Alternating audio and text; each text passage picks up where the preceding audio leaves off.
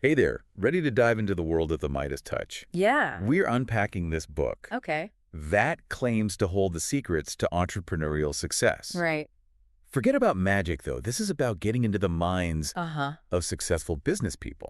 It's fascinating how the authors break down the Midas touch, Okay. not as something you're born with, Yeah, but as a blend of skills and mindsets anyone can develop. right. They actually use stories Okay. from their own wild ride as entrepreneurs to illustrate their points. Okay, so no magic wands here, Yep. but they do talk about Yeah. rock bands, risky business deals, even a fake Rolex at one point. Exactly. I'm guessing those stories bring some pretty key lessons to life. Absolutely. The first thing to understand is that the Midas touch is not Yeah. about getting rich quickly. Okay. It's about personal growth, lifelong learning, knowing your strengths, Yeah. and having the right people around you. Okay. Think of it like building a house. You need the right tools, materials, and people to make it last. So it's less about striking gold and more about building a solid foundation. Exactly. And just like building a house takes time. Yeah. So does building a successful business. Right. They actually make a point to say that Mm. true entrepreneurial success often comes after a string of failures. They're not afraid to talk about their own failures. Not at all. Ow. In fact, they embrace them. They share a story about one of them being labeled an overnight success. Right. But here's the catch. They were in their 50s at the time. Oh, wow. It was decades of supposed failures that actually led to that breakthrough. Okay, so resilience is key. Yes. I'm starting to see a pattern here. Yeah. It's about pushing through those tough times, learning, and coming back stronger. Exactly. They call emotional maturity and strong character the thumb of the Midas touch. The thumb. Okay. Like, you can have all these great ideas, but without that inner strength, you'll crumble when things get tough. That makes a lot of sense. Yeah. They probably have some pretty compelling stories about what happens when those qualities are missing. Right. Definitely. They talk about that student everyone pegs as most likely to succeed, Right. but who never quite reaches their potential because they can't handle setbacks. Okay. Or the person with $1,000,000 ideas who's Right. glued to the couch, lacking the drive to make them happen. So it's about aligning your actions with those big ambitions. Yes. It's one thing to dream it, Yeah. but another entirely to actually build it. Precisely. And sometimes, Right. even when you're taking action, you can get caught off guard. Okay. They share this wild anecdote about one of their early business ventures. Okay. They were raising money, promoting products the whole 9 yards, Right. only to discover they were tangled up Right. in a mini version of a Ponzi scheme. Hey, seriously, that sounds more like a movie plot than a business lesson. Right. It just goes to show you can be gung-ho and still end up in a tricky situation. Yeah. Their takeaway. Due diligence is crucial. Okay. Trust your gut, Mhm. even when the numbers seem tempting. Yeah. Sometimes slow and steady wins the race, even in the fast-paced world of entrepreneurship. Wow, that's a powerful lesson. It is. But I'm guessing that experience led to something positive. Yeah. Knowing these authors. You know it. That experience was actually the spark What? behind those popular cash-a-flow board games. Oh, wow. Okay. It's like they turned a failure into a way to teach others Oh, wow. about smart business decisions. Talk about turning lemons into lemonade. Right. Okay, so we've got resilience, Mm. learning from failures, and doing your due diligence. Yes. What other golden nuggets did they dig up? They emphasize the importance of recognizing your own limitations Okay. and seeking help when needed. It's a trap for new entrepreneurs, Yeah. thinking they have to have all the answers. Yeah. They learned the hard way that being resourceful means finding the right people to fill those knowledge gaps. Makes sense. No one's an expert at everything. Right. Did they have any unusual advice on who to learn from? Get this. They actually believe con men can be great teachers.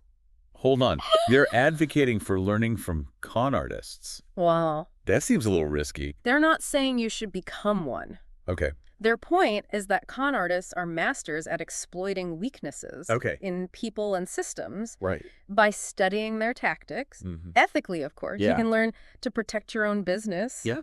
from similar pitfalls. Okay. That's a fascinating perspective. Yeah. Learn from the mistakes of others, even if those others are a bit shady. Right. It's like learning self-defense, but for the business world. Exactly. Yeah.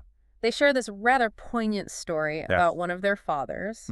He spent his career in the safe world of education Okay. and was completely blindsided by how ruthless the business world can be. Oh, wow. Yeah. That's a huge contrast in environments. It's easy to underestimate how tough it can be out there Right. when you're used to a more structured setting. And that's their point. Okay. Entrepreneurship is not for the faint of heart. Right. It demands resilience, adaptability, Yeah. and the willingness to confront challenges head on. Right. They stress the importance of being a responsible leader, Okay. protecting your employees from unnecessary harm Right. while still preparing them for the realities of the business world. So it's about finding that balance between shielding your team Yes. and equipping them to handle whatever comes their way. Yeah. That's a leadership skill in itself. It's about finding that sweet spot where you're protecting your team, but also preparing them to thrive in a competitive world. Right. And speaking of preparation, Yeah?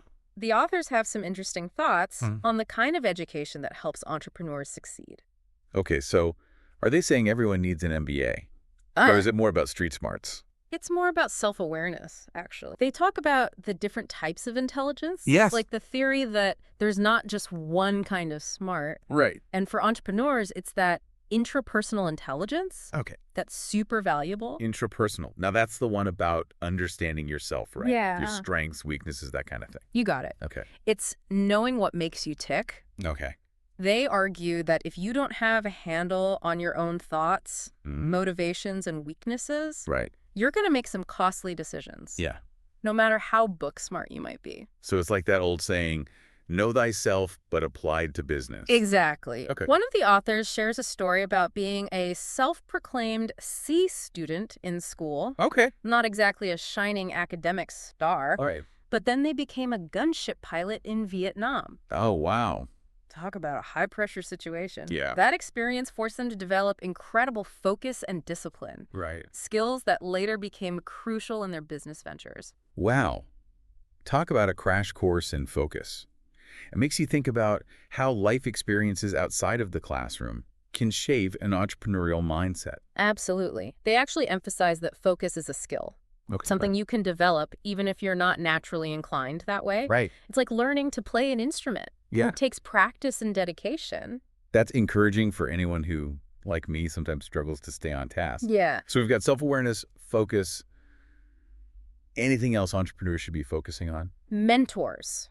Okay. Finding the right people to guide you can make all the difference. Right. And they're adamant about seeking advice from those who've walked the walk. Okay. Successful entrepreneurs, not just successful employees. That's an important distinction. Yeah. I can see how the challenges and rewards are totally different for those two paths. Well, right. It's like you wouldn't ask a marathon runner for advice on how to win a swimming competition. Right. They're both incredible athletes. Yeah. But the skills and strategies are completely different. Makes sense. Seek guidance from those who've mastered the specific game you're playing. Exactly. And they don't shy away from the fact that you will make mistakes. Right. They actually have a pretty unique take on failure. Okay. They see it as a learning opportunity, Mhm. a chance to refine your approach and come back stronger. It's like that idea that failure is not the opposite of success, it's part of it, right? That's it. Yeah. They urge people to embrace those mistakes, Okay. figure out what went wrong, Yeah. and use that knowledge to make better decisions in the future. Right. They believe that being afraid to fail can actually paralyze you, preventing you from taking the risks that often lead to breakthroughs. So it's about reframing failure as a stepping stone, not a stumbling block. Yeah. It's a chance to course correct and keep moving forward. Exactly. And when you're thinking about moving forward, Okay. they stress the importance of building a strong brand. Okay. In fact, they go as far as to say that a powerful brand can be more valuable than the business itself. More valuable. How do they figure that? They use the example of Coca-Cola. Okay. I mean, think about it. Coke is just, well, a soda, Right. but their brand. Yeah. It's globally recognized. Yeah. It represents something more than just a drink. Right. Happiness, connection, refreshment. Yeah. That's powerful stuff. That's a great example. It makes you see how a brand can evoke emotions, memories, and associations that go way beyond the actual product. Absolutely. And those emotions are tied to values. Okay. They argue that successful brands connect with people on both a rational and an emotional level, Okay. what they call heart and mind branding. Heart and mind branding. You need a great product, of course, Great. but you also need to connect with your customers on a deeper level. Yeah. Create a sense of meaning and authenticity that resonates with them. So it's about finding that sweet spot where a great product meets a compelling message that truly connects with people on an emotional level. You got it. And you have to be adaptable. Okay. The business world is constantly changing, so clinging to outdated methods or resisting change Yeah. can be a death sentence for a business. Right. They really emphasize embracing new technologies and platforms, Okay. particularly online. Yeah. It's not enough to have a great product anymore. Right. You have to be visible where your customers are. Yeah. And increasingly, that means online. It's like that saying, go where your customers are. Exactly. But instead of a physical location, it's about meeting them in the digital world. Precisely. Yeah. Your website and social media, those are your virtual storefronts now. That's Yeah. often the first impression you'll make. Right. And you want it to count. They encourage entrepreneurs to really focus on building a user-friendly website, Okay. creating engaging content, Mm-hmm. and really understanding how to get found online. Makes sense. Yeah. And in a world of endless scrolling, you've got to make it easy for people to find you Right. and even easier for them to become your customer. Totally. And once you've got them through the door, so to speak, Yeah. excellent customer service is key. Oh. Word of mouth is incredibly powerful, Yeah. especially online. Right. Positive reviews and social proof can make all the difference. It's that old school approach of exceeding expectations, but amplified by the power of the internet. Exactly. And the internet has also opened up a whole new world of personal branding. Okay. They argue that in today's world, Mm. individuals can build brands just as powerful as any corporation. It's true. Look at social media influencers or thought leaders. Right. They've built huge followings and real influence Yeah. by sharing their expertise and connecting with their audience authentically. It's like the playing field has been leveled in a way. Yeah, You don't necessarily need a big corporation behind you right. to build a brand anymore. Exactly. And having a strong personal brand can open doors, more Yeah. client-speaking gigs, Right. even partnerships you might not have imagined before. Right. The authors give some pretty practical advice on Yeah. building that personal brand, too. Figuring out your niche, Okay. creating valuable content, being consistent online. Mm-hmm. It's all about showing up as your genuine self Yeah. and sharing your passions with the world. So it's about building relationships, whether it's with your customers, through your business, or with your audience through your personal brand. Absolutely. Business is about people, plain and simple. Yeah.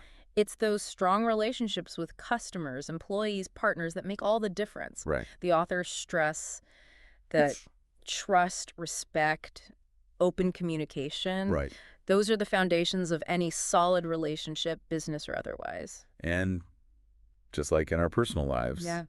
there are going to be bumps in the road Right. when it comes to business relationships. For sure. Did they offer any advice for navigating those tricky situations? They actually share some pretty insightful anecdotes Mhm. about dealing with difficult partners. Okay. Their biggest takeaway: Yeah. set clear boundaries early on and be willing to walk away from relationships that have become toxic, Wow. even if it means leaving money on the table. That's easier said than done sometimes. Yeah. Especially when you've poured your heart and soul into a business. Totally. Yeah.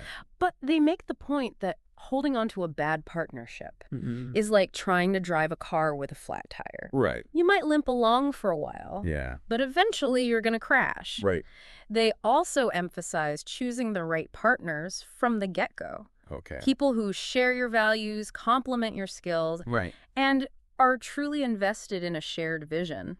Makes sense. It's about being aligned from the beginning and then working together effectively towards a common goal. Exactly. Yeah. And remember how they talked about the importance of focusing on the little things? Yeah. It applies to building a successful business, too. Okay. So we're not just talking about remembering birthdays Right. or sending thank you notes here. Yeah, Although those are important too. of course.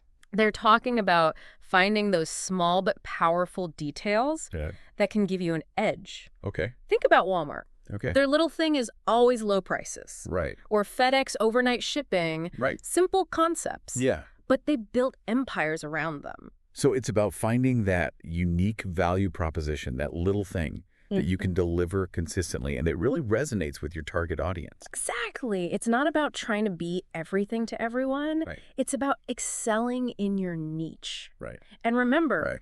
building a business takes time. It does. They stress the importance of patience, persistence, Mm-hmm. and being adaptable. It's a marathon, not a sprint. Right. You have to pace yourself, be prepared to navigate the unexpected, and most importantly, learn from those inevitable missteps along the way. You got it. Right. They remind us that we don't have to have it all figured out from day one. Right. It's about being willing to learn, adapt, and course correct as you go. And having a strong support system is crucial. Right. Entrepreneurship can be lonely. Yeah. So surround yourself with people who get it, Yeah. who can offer encouragement and guidance when you need it most. Having a supportive network, mentors, friends, family can make all the difference in those moments of doubt. Absolutely. And don't underestimate the power of self-care. Yeah, The entrepreneurial journey can be a roller coaster. for sure. So taking care of yourself physically and mentally is essential. Burnout is a real thing, Mm. and preventing it is key to long-term success. Absolutely. And remember, it's not all about the hustle. Okay. Celebrate your wins big and small. Right. They encourage finding joy in the journey, in the process of building something meaningful. It's easy to get caught up in the always-on mentality and forget to appreciate how far you've come. It's true. And speaking of making a difference, Yeah. they're big believers in giving back. Okay. They argue that real wealth isn't about hoarding money. Right. It's about using your success to make a positive impact on the world. So it's about aligning your business with your values and finding ways to give back to your community or support causes you believe in. Exactly. It's about recognizing that success isn't a zero-sum game. Right. When you help others, Yeah. you ultimately create a more abundant and prosperous world for everyone. So we've covered a lot of ground in this deep dive, from the importance of self-awareness and resilience to the power of branding, relationships, and generosity. What stands out to you as the most valuable takeaway from the Midas Touch? For me, it's the emphasis on personal growth as the foundation for entrepreneurial success. Okay. It's not just about business acumen. Yeah. It's about developing those essential human qualities, Right. resilience, empathy, integrity, that truly make a difference. Absolutely. And as the authors remind us, it's about discovering that little thing that makes you unique, that value you bring to the world. Yes. That, they argue, is the key to unlocking your Midas touch.